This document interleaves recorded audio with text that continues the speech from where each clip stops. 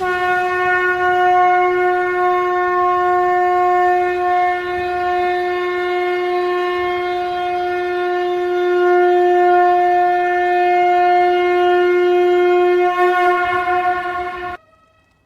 श्री कृष्ण सज्जनों। मैं प्रहलाद मिश्रा भगवान श्री कृष्ण को प्रणाम करते हुए श्रीमद् भगवत गीता अध्याय 3 कर्मयोग में आपका हार्दिक अभिनंदन करता हूँ। आइए सर्वप्रथम इसका संक्षिप्त विवरण जान लेते हैं। श्रीमद् भगवत गीता के अध्याय 3 कर्मयोग में कुल 43 श्लोक हैं। इस प्रकार सांख्य योग नामक गीता के द्वितीय अध्याय में सांख्य की व्याख्या का उत्तर सुनकर कर्मयोग नामक तीसरे अध्याय में अर्जुन ने इस विषय में और गहरा उतरने के लिए स्पष्ट प्रश्न किया कि सांख्य और योग इन दोनों मार्गों में आप किसे अच्छा समझते हैं, और क्यों नहीं यह निश्चित कहते कि मैं इन दोनों में से किसे अपनाऊं। इस पर कृष्ण ने भी उतनी ही स्पष्टता से उत्तर दिया कि लोक में दो निष्ठाएं या जीवन दृष्टियां हैं। सांख्यवादियों के लिए ज्ञान योग है और कर्म मार्गियों के लिए कर्म योग है। यहाँ कोई व्यक्ति कर्म छोड़ ही नहीं सकता। प्रकृति तीनों गुणों के प्रभाव से व्यक्ति को कर्म करने के लिए बाध्य करती है। कर्म से बचने वालों के प्रति एक बड़ी शंका है, वह यह कि वे ऊपर से तो कर्म छोड़ बैठते हैं पर मन ही मन उसमें डूबे रहते हैं। यह स्थिति असह्य है और इसे कृष्ण ने गीता में मिथ्याचार कहा है। मन में कर्मेंद्रियों को रोक कर कर्म करना ही सरल मानवीय मार्ग है।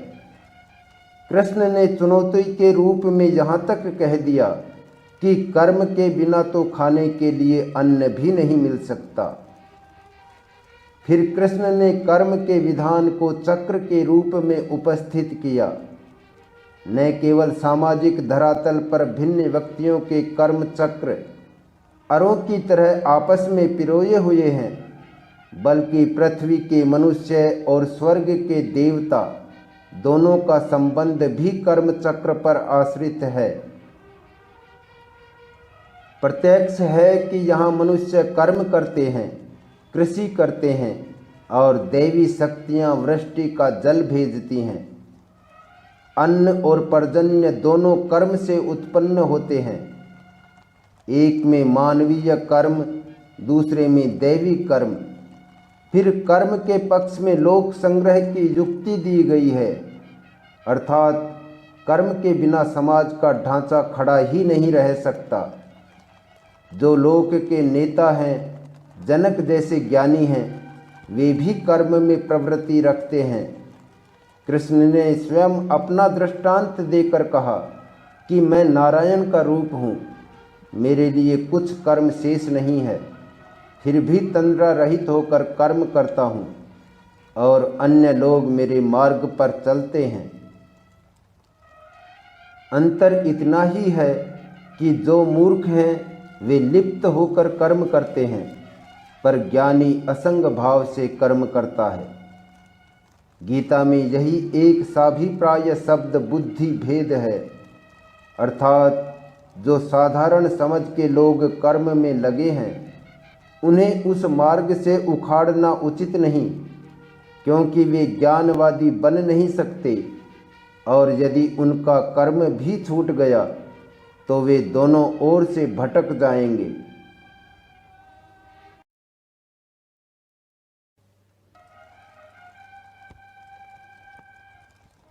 अथ तृतीयोऽध्याय है।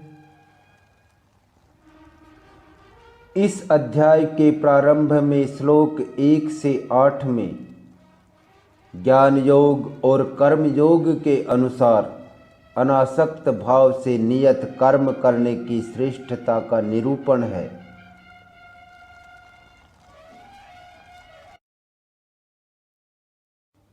अर्जुन उवाच ज्ञायसि चेत् कर्मणस्ते मता बुद्धिर्जनार्दन तत्किं कर्मणि घोरे मां नियोजयसि केशव। अर्जुन बोले, हे जनार्दन, यदि आपको कर्म की अपेक्षा ज्ञान श्रेष्ठ मान्य है तो फिर हे केशव, मुझे भयंकर कर्म में क्यों लगाते हैं।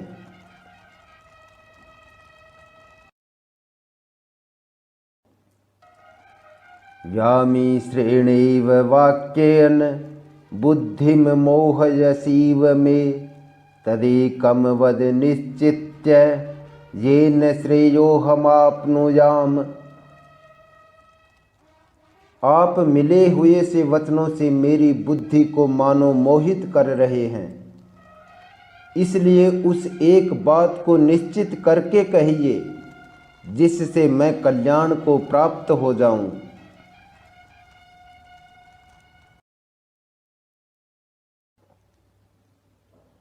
श्री भगवानुवाच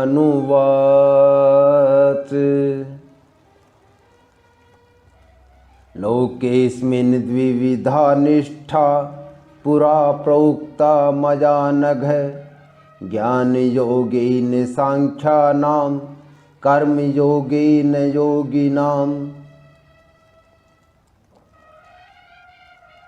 श्री भगवान बोले, हे निष्पाप, इस लोक में दो प्रकार की निष्ठा मेरे द्वारा पहले कही गई है। साधन की परिपक्व अवस्था अर्थात पराकाष्ठा का नाम निष्ठा है। उनमें से सांख्य योगियों की निष्ठा तो ज्ञान योग से और योगियों की निष्ठा कर्म योग से होती है। अब ज्ञान योग तथा कर्म योग को विस्तार से समझते हैं। माया से उत्पन्न हुए संपूर्ण गुण ही गुणों में बरतते हैं, ऐसे समझकर तथा मन, इंद्रिय और शरीर द्वारा होने वाली संपूर्ण क्रियाओं में कर्तापन के अभिमान से रहित होकर सर्वव्यापी सच्चिदानंद घन परमात्मा में एक ही भाव से स्थित रहने का नाम ज्ञान योग है।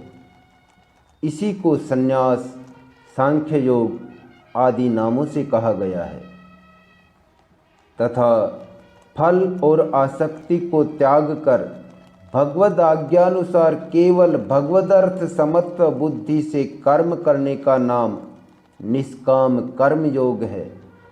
इसी को समत्व योग, बुद्धि योग, कर्म योग, तदर्थ कर्म, मदर्थ कर्म, मत कर्म आदि नामों से कहा गया है।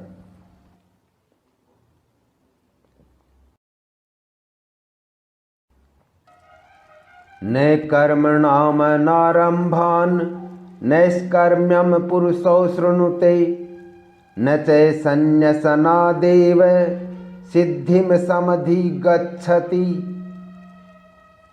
मनुष्य न तो कर्मों का आरंभ किए बिना निष्कर्मता को यानी योग निष्ठा को प्राप्त होता है और न कर्मों के केवल त्याग मात्र से सिद्धि यानी सांख्य निष्ठा को ही प्राप्त होता है। निष्कर्मता अर्थात जिस अवस्था को प्राप्त हुए पुरुष के कर्म अकर्म हो जाते हैं अर्थात फल उत्पन्न ही नहीं कर सकते, उस अवस्था का नाम निष्कर्मता है। न हि कश्चित् क्षणमपि जातु तिष्ठत्य कर्म कृत कार्यते हवसः कर्म सर्वः प्रकृति जैर्गुणः। निस्संदेह कोई भी मनुष्य किसी भी काल में क्षण मात्र भी बिना कर्म किए नहीं रहता, क्योंकि सारा मनुष्य समुदाय प्रकृति जनित गुणों द्वारा परवश हुआ कर्म करने के लिए बाध्य किया जाता है।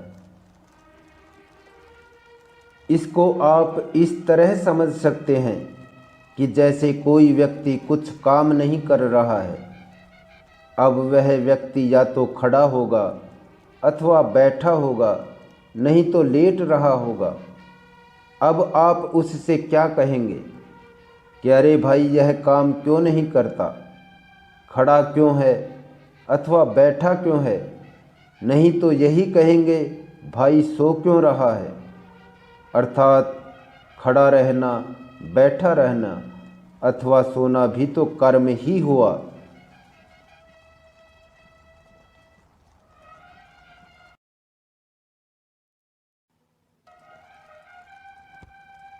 कर्मेन्द्रियाणि संयम्य ये आस्ते मनसा स्मरन् इंद्रियार्थान् विमूढ़ात्मा मिथ्याचारः स उच्यते। जो मूढ़ बुद्धि मनुष्य समस्त इंद्रियों को हठपूर्वक ऊपर से रोक कर मन से उन इंद्रियों के विषयों का चिंतन करता रहता है, वह मिथ्याचारी अर्थात दंभी कहा जाता है।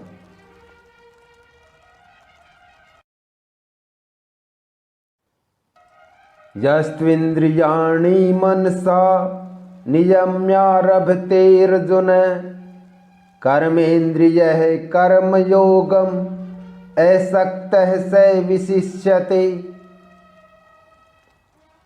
किंतु हे अर्जुन, जो पुरुष मन से इंद्रियों को वश में करके अनासक्त हुआ समस्त इंद्रियों द्वारा कर्म योग का आचरण करता है, वही श्रेष्ठ है।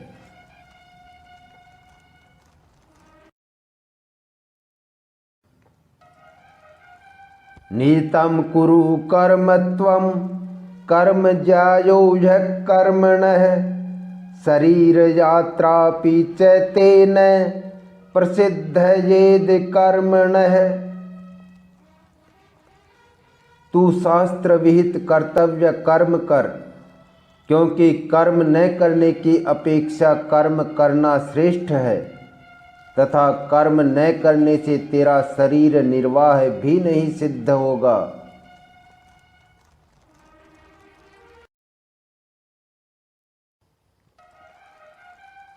आगे श्लोक 9 से 16 में यज्ञ आदि कर्मों की आवश्यकता तथा यज्ञ की महिमा का वर्णन है। यज्ञार्थात् कर्मणोऽन्यत्र लोकोऽयं कर्म बन्धनः तदर्थं कर्म कौन्तेय मुक्त संगः समाचर। यज्ञ के निमित्त किए जाने वाले कर्मों से अतिरिक्त दूसरे कर्मों में लगा हुआ ही यह मनुष्य समुदाय कर्मों से बंधता है। इसलिए हे अर्जुन, तू आसक्ति से रहित होकर उस यज्ञ के निमित्त ही भली भांति कर्तव्य कर्म कर।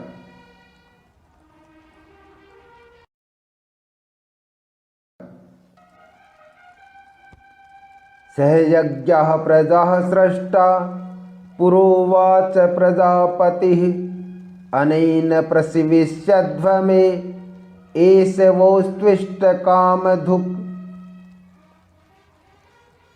प्रजापति ब्रह्मा ने कल्प के आदि में यज्ञ सहित प्रजाओं को रचकर उनसे कहा कि तुम लोग इस यज्ञ द्वारा वृद्धि को प्राप्त होवो, और यह यज्ञ तुम लोगों को इच्छित भोग प्रदान करने वाला हो।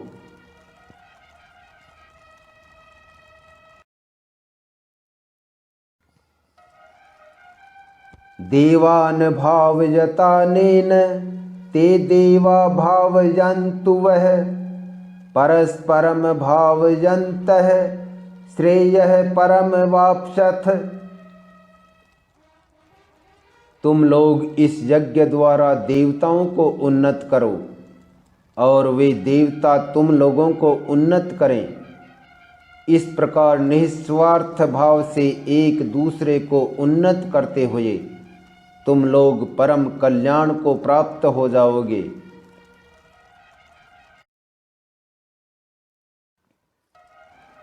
इष्टान भोगान हि वो देवा दास्यन्ते यज्ञ भाविताः तैर्दत्तान प्रदायेभ्यो यो भुङ्क्तेस्तेन एव सः। यज्ञ द्वारा बढ़ाए हुए देवता तुम लोगों को बिना मांगे ही इच्छित भोग निश्चय ही देते रहेंगे। इस प्रकार उन देवताओं द्वारा दिए हुए भोगों को जो पुरुष उनको बिना दिए स्वयं भोगता है वह चोर ही है।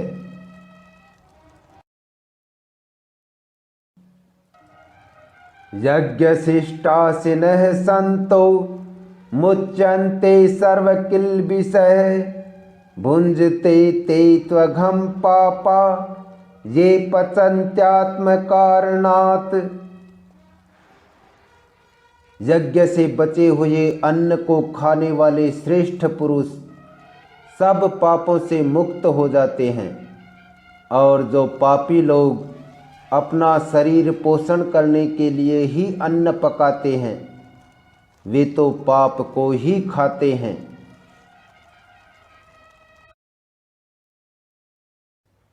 अन्नाद भवन्ति भूतानि पर्जन्याद अन्न संभवः यज्ञाद भवति पर्जन्यो यज्ञः कर्म समुद्भवः कर्म ब्रह्मोद्भवम विद्धि ब्रह्माक्षर समुद्भवम तस्मात् सर्वगतम ब्रह्म नित्यम यज्ञे प्रतिष्ठितम।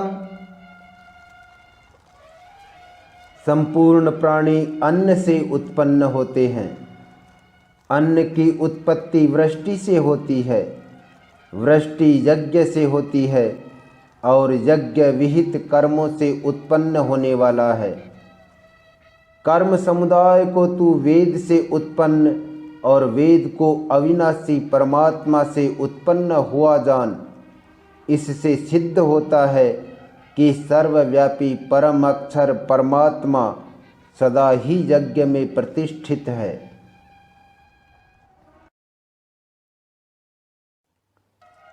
एवं प्रवर्तितं चक्रम नानुवर्तयति यः अघायुर इंद्रिया रामो मोघम पार्थ सजीवति। हे पार्थ, जो पुरुष इस लोक में इस प्रकार परंपरा से प्रचलित सृष्टि चक्र के अनुकूल नहीं बरतता अर्थात अपने कर्तव्य का पालन नहीं करता, वह इंद्रियों द्वारा भोगों में रमण करने वाला पापायु पुरुष व्यर्थ ही जीता है।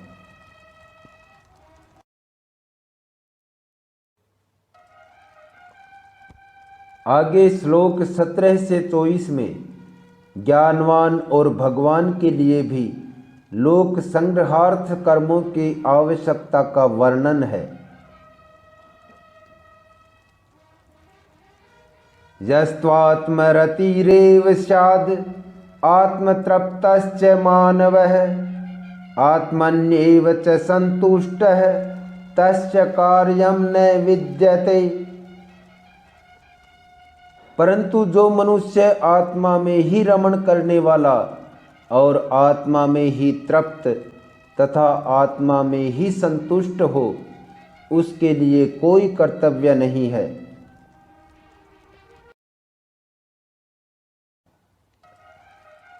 नैव तस्य कृतेनार्थो न कृतेनेह कश्चन न चास्य सर्वभूतेषु कश्चिद अर्थ व्यपाश्रयः। उस महापुरुष का इस विश्व में न तो कर्म करने से कोई प्रयोजन रहता है और न कर्मों के न करने से ही कोई प्रयोजन रहता है तथा संपूर्ण प्राणियों में भी इसका किंचिन मात्र भी स्वार्थ का संबंध नहीं रहता।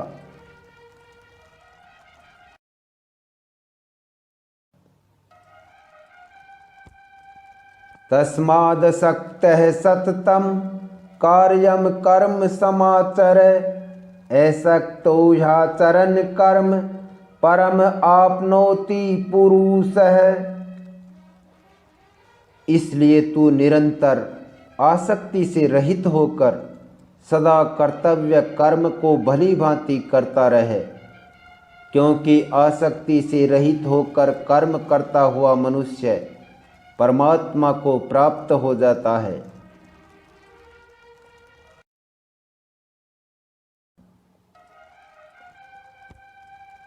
कर्मणैव हि संसिद्धिम अस्थिता जनकादयः लोक संग्रह मेवापि संपश्चन कर्तुमर्हसि।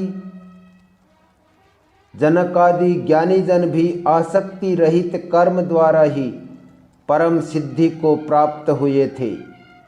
इसलिए तथा लोक संग्रह को देखते हुए भी तू कर्म करने के ही योग्य है, अर्थात तुझे कर्म करना ही उचित है।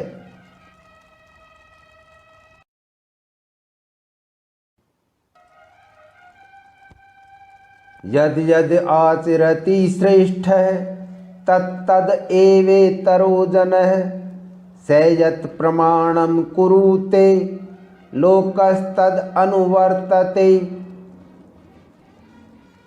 श्रेष्ठ पुरुष जो जो आचरण करता है, अन्य पुरुष भी वैसा वैसा ही आचरण करते हैं। वह जो कुछ प्रमाण कर देता है, समस्त मनुष्य समुदाय उसी के अनुसार बरतने लग जाता है।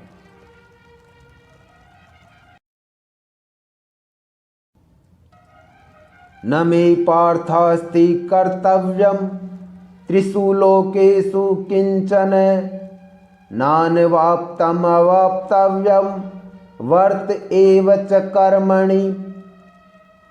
हे अर्जुन, मुझे इन तीनों लोकों में न तो कुछ कर्तव्य है और न कोई भी प्राप्त करने योग्य वस्तु अप्राप्त है, तो भी मैं कर्म में ही बरतता हूँ।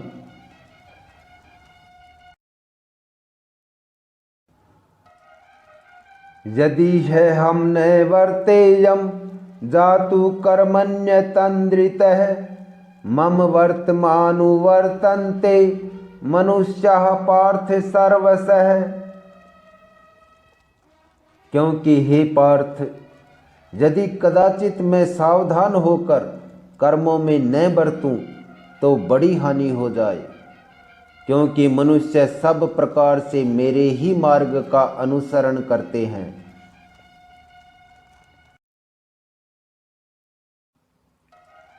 उत्सीदेयुरिमे लोका न कुर्याम कर्म चेदहम शंकरस्य च कर्तास्याम उपहन्यामि महाप्रजाः।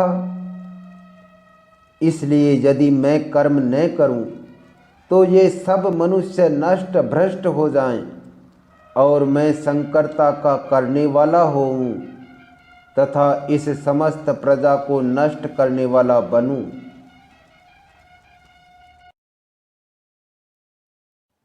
आगे श्लोक 25 से 35 में अज्ञानी और ज्ञानवान के लक्षण तथा राग द्वेष से रहित होकर कर्म करने के लिए प्रेरणा है। सक्तः कर्मण्य विद्वांसो यथा कुर्वन्ति भारत कुर्याद विद्वांस तथा सक्तः चिकीर्षुर्लोक संग्रहम्। हे भारत, कर्म में आसक्त हुए अज्ञानी जन जिस प्रकार कर्म करते हैं, आसक्ति रहित विद्वान भी लोक संग्रह करना चाहता हुआ उसी प्रकार कर्म करे।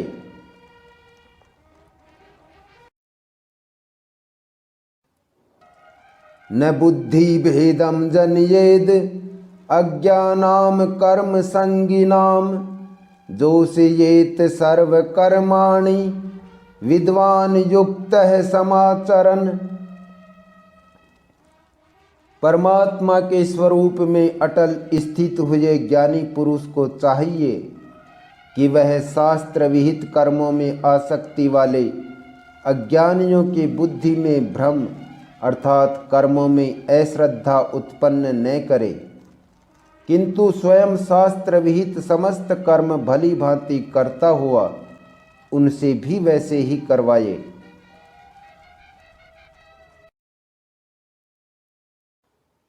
प्रकृतेः क्रियमाणानि गुणैः कर्माणि सर्वशः अहंकार विमूढ़ात्मा कर्ताहम् इति मन्यते। वास्तव में संपूर्ण कर्म सब प्रकार से प्रकृति के गुणों द्वारा किए जाते हैं, तो भी जिसका अंतःकरण अहंकार से मोहित हो रहा है, ऐसा अज्ञानी मैं करता हूँ ऐसा मानता है।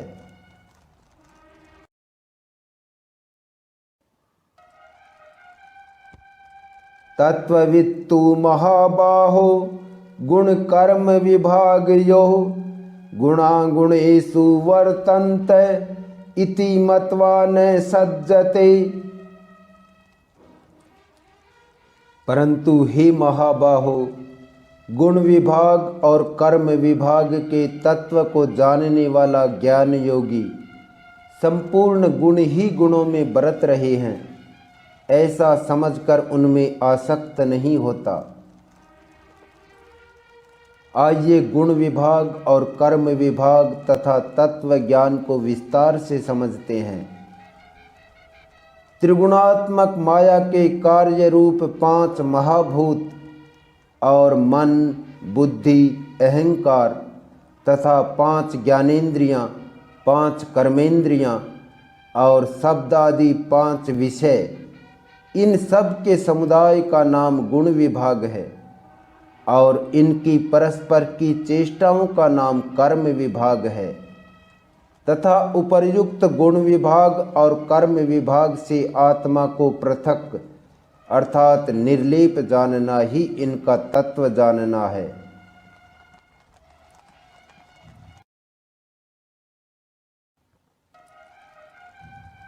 प्रकृतेर्गुण सम्मूढ़ा सज्जन्ते गुण कर्मसु तान कृत्स्नविदो मंदान कृत्स्नविन्न विचालयेत।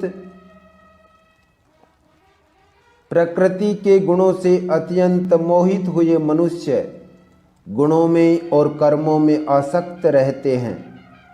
उन पूर्णतया न समझने वाले मंद बुद्धि अज्ञानियों को पूर्णतया जानने वाला ज्ञानी विचलित न करे।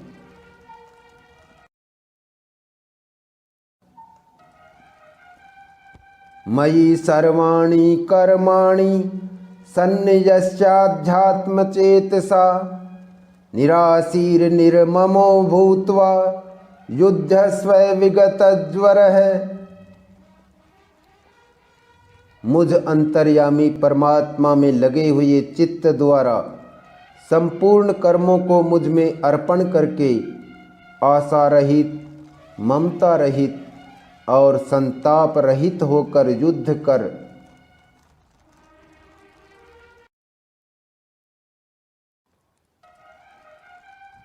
ये मे मतमिदं नित्यम् अनुतिष्ठन्ति मानवः श्रद्धावन्तो निसूयन्तो मुच्यन्ते तेति कर्मभिः। जो कोई मनुष्य दोष दृष्टि से रहित और श्रद्धा युक्त होकर मेरे इस मत का सदा अनुसरण करते हैं, वे भी संपूर्ण कर्मों से छूट जाते हैं।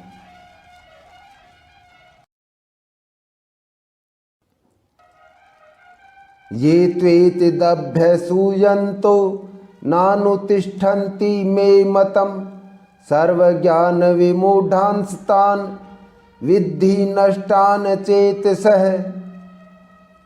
परंतु जो मनुष्य मुझ में दोषारोपण करते हुए मेरे इस मत के अनुसार नहीं चलते हैं, उन मूर्खों को तू संपूर्ण ज्ञानों में मोहित और नष्ट हुए ही समझ।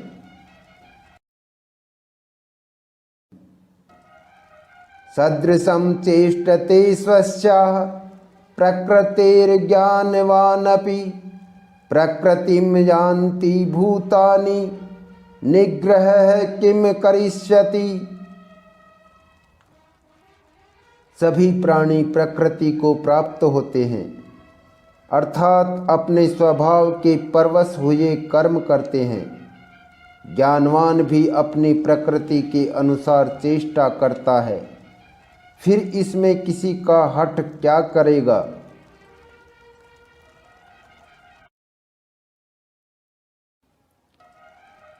इंद्रियस्येन्द्रियस्यार्थे राग द्वेषौ व्यवस्थितौ तयोर्न वशमागच्छे तौ ह्यश्च परिपन्थिनौ। इंद्रिय के अर्थ में अर्थात प्रत्येक इंद्रिय के विषय में राग और द्वेष छिपे हुए स्थित हैं। मनुष्य को उन दोनों के वश में नहीं होना चाहिए, क्योंकि वे दोनों ही इसके कल्याण मार्ग में विघ्न करने वाले महान शत्रु हैं।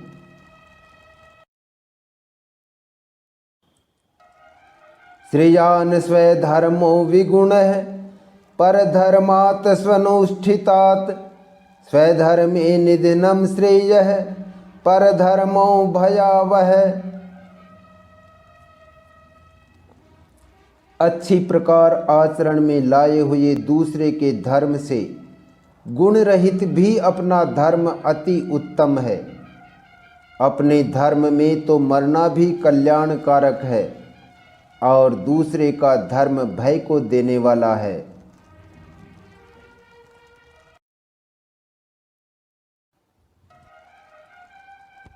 आगे श्लोक 36 से 43 में पाप के कारणभूत काम रूपी शत्रु को नष्ट करने का उपदेश है।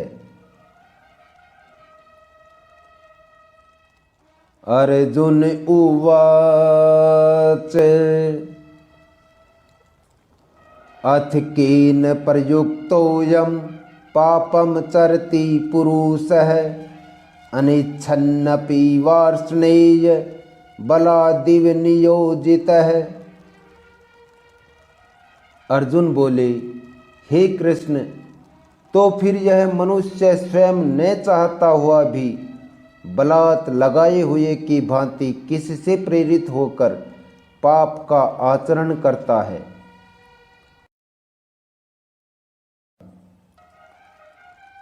श्री भगवानुवाच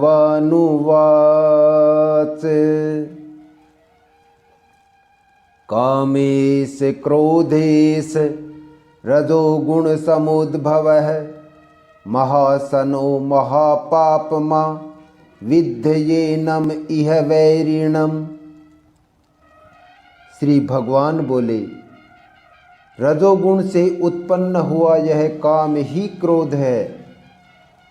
यह बहुत खाने वाला अर्थात भोगों से कभी न अघाने वाला और बड़ा पापी है।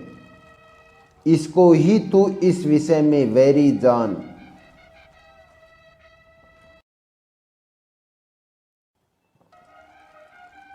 धूमेनाव्रियते वह्निर् यथादर्शो मलेन च यथोल्बेनाव्रतो गर्भः तथा तेनेदमाव्रतम्। जिस प्रकार धुएं से अग्नि और मैल से दर्पण ढका जाता है तथा जिस प्रकार जेर से गर्भ ढका रहता है, वैसे ही उस काम द्वारा यह ज्ञान ढका रहता है।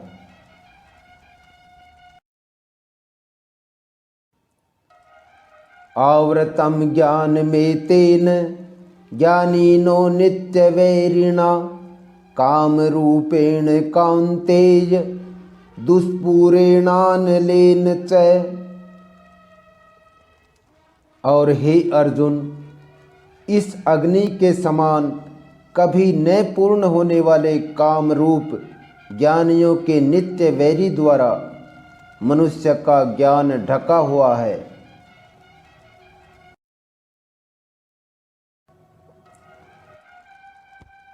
इंद्रियाणि मनोबुद्धिः अस्य अधिष्ठानमुच्यते एतैर्विमोहयत्येष ज्ञानमावृत्य देहिनम्। इंद्रियां, मन और बुद्धि ये सब इसके वास स्थान कहे जाते हैं।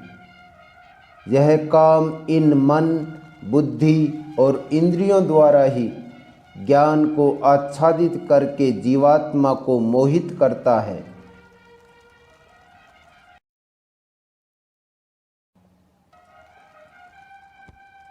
तस्मात् त्वम् इंद्रियाण्यादौ नियम्य भरतर्षभ पापमानं प्रजह्येनं ज्ञान विज्ञान नाशनम। इसलिए हे अर्जुन, तू पहले इंद्रियों को वश में करके इस ज्ञान और विज्ञान का नाश करने वाले महान पापी काम को अवश्य ही बलपूर्वक मार डाल। सज्जनों, यही वह 41 नंबर श्लोक है जिसका जिक्र श्रीमद् भगवत गीता के अध्याय 2 श्लोक संख्या 62 और 63 की व्याख्या में जिक्र किया गया था।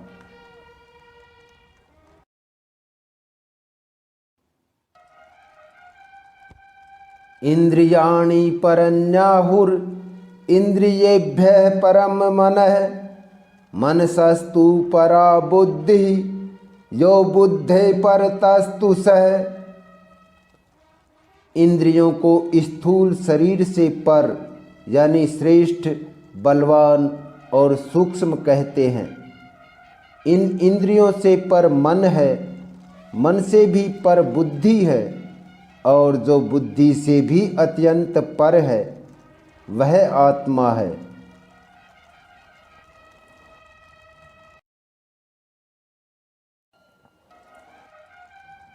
एवं बुद्धे परम बुद्ध्वा संसतभ्यात्मानम आत्मना जहि शत्रुम महाबाहो काम रूपम दुरासदम। इस प्रकार बुद्धि से पर अर्थात सूक्ष्म, बलवान और अत्यंत श्रेष्ठ आत्मा को जानकर और बुद्धि द्वारा मन को वश में करके, हे महाबाहो, तू इस काम रूप दुर्जय शत्रु को मार डाल।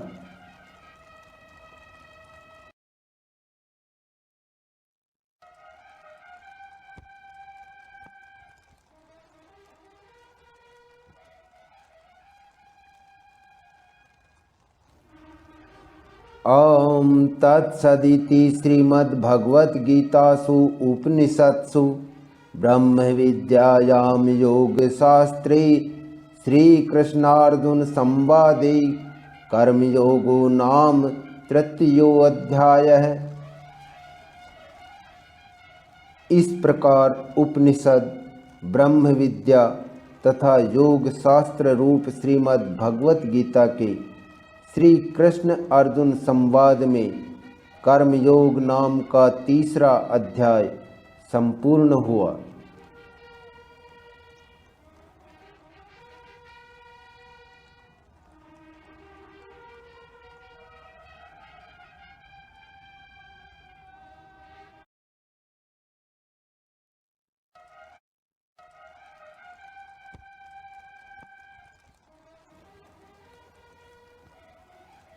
तो सज्जनों, यह था श्रीमद् भगवत गीता का तृतीय अध्याय कर्मयोग। अब मैं प्रहलाद मिश्रा आपसे विदा लेता हूँ। इसके बाद हम मिलेंगे चतुर्थ अध्याय में। जय श्री कृष्ण, जय सिया राम, जय गोपाल जी की।